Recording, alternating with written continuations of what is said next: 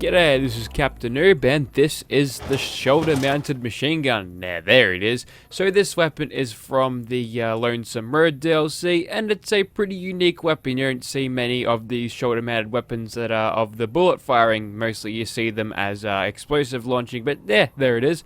This thing only weighs 8.5 pounds, which in terms of Fallout 4 weapons, that's pretty light, so it's probably not too heavy on your shoulder there. Just the ergonomics of it will probably get you down. So this thing fires 10mm bullets. We've got a ton of them.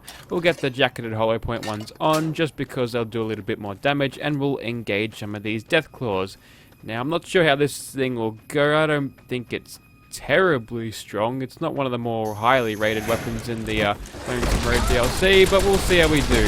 So, despite having many barrels and a rotary cannon, this thing shoots rather slowly, and the death claws appear to be resisting my bullets there. We'll go and just switch over to regular ones, and hopefully that'll have us hit them a little bit better. So they're not having that shield show up every time I shoot them, so they're not resisting the jacketed hollow point bullets there, which probably means the basic 10mm is the way to go when it comes to this. No iron sights, you just have a zoom in when you choose to actually aim this thing, and that death claw falls into bits as we move on to the next one. There's the reload animation, that's kind of neat. And yeah, so far, this thing hasn't proven to be too highly, terribly damaging, which is a shame because I've got a lot of death claws to fight, and I can't have them hitting me because I will just not last in a DPS war with these guys because this thing just doesn't really perform well. That being said, this thing probably isn't meant to be fighting death claws anyway. Even the Lonesome Road DLC being the last one, it had a few cool heavy weapons in it, including Red Glare, which I don't think is terribly useful. Many people don't really rate. Oh wow, I can't fucking hit him apparently. Would you care to aim? There we go. Yeah, a lot of people don't really rate the heavy weapons from that DLC. Basically, they're all just pretty much bested by Annabelle and whatever fat man you may find, and the need for them is probably all of that. Also, not to mention the Gatling laser. You can't really go much better than the Gatling laser. So, yeah, without the Gatling laser, this thing would probably have more of a purpose, but this thing is just so far outclassed by that weapon that it's really not worth using this. But if you find yourself with heaps of 10mm ammo and a high heavy weapon skill, then maybe you'd like to see this, and you'd actually probably do pretty well with it against creatures that aren't death claws, because these guys are obviously tanking all of my 10mm that I'm throwing at them. But now we're up on the camping hill, and we're safe to just keep on firing upon them, which is good. We'll just wait until they're all gathered around. We'll crouch for a little bit more accuracy, even though we can't see them. We'll just switch back into first person, and now we can witness this thing struggle to take out these death claws. Now, one thing to note about this weapon is that it actually is rather durable. I've got through a significant amount of ammo right now, and it's still holding together pretty well. Obviously, the damage threshold on these death claws is not helping me out there, and I think it just skipped around there. That's probably either a glitch or just some flaw in the weapon in and of itself.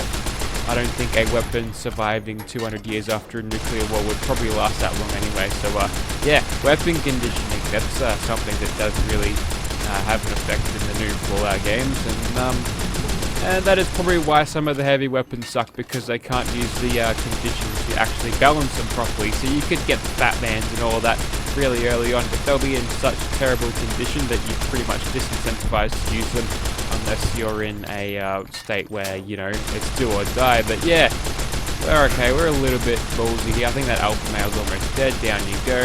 I think we can probably handle these death claws. No, we definitely can't. I'm going to go back up here. Yeah, what are your answer to that? Your answer is to keep clawing at the rock. This is some quality AI. Thank you, Todd Howard. Wait. Alright, so we'll just keep shooting these death claws. Not really much to say about this thing. Aesthetically, it's really good. If I was a Fallout New Vegas spotter, I'd probably tune this weapon up to make it fire kind of like a minigun, because, yeah, I really feel like this thing could fire faster. Oh, wait, that's Mummy. Okay, that worries me a little bit. Okay, well, she's just apparently running into a wall, so if you could just keep on doing that, that would be great. soon as Mummy goes down, we'll move on and kill the rest of them.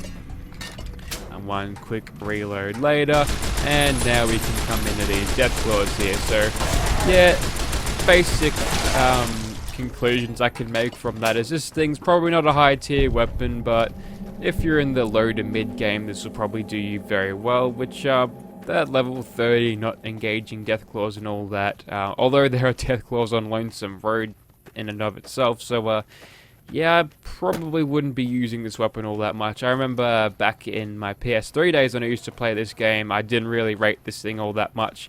I took it up, used it for a bit, and figured, yeah, this thing's fucked, and then tossed it away. But yeah, this thing is pretty good on its durability. It fires a pretty common round that you won't have many weapons firing at that stage of the game. Yeah, this can pretty much do you well, I reckon. But yeah, just sucks its damage sucks. Quality commentary here at Captain Noob today. We'll move on to something else.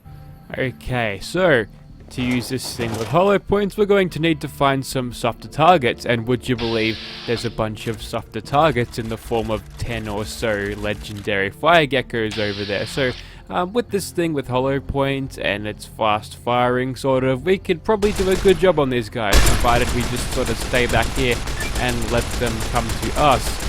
Yes, it seems to be working pretty good so far. They haven't caught me yet, but once they do, they're running pretty quickly, and they'll probably just book it over to me and start breathing fire in my face, so I'm glad I killed all of them before they were allowed to do that. And just like that, I've just killed 10 legendary fire geckos without even taking a hit. Wait, there's another one over there. I think I crippled his leg though. Yes, I did. Goodbye, Mr. Fire Gecko. And there's a trader war going on there, but I don't really give a shit about that. Alright. Okay, so the takeaway message from this video is that while this thing does fire at a reasonable pace and can do good damage, you're not going to be doing very well with anything that has any sort of armor.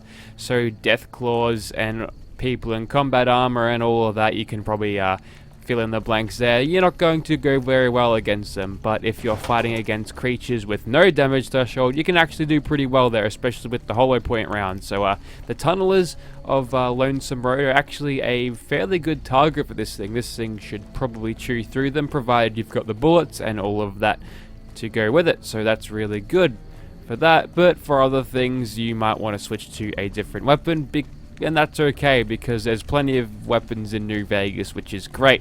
There's heaps of variety. You can pick up pretty much anything else and have a good time with that. So yeah, if you'd like to see this in your game, be sure to check out the description. There shall be a link there, because this is totally a mod. I'm just saying that on autopilot now. If you want this, make sure you have the Lonesome Road DLC, and you should find it in certain vendors there, and some of the marked men carry this thing too. It's not all that hard to find.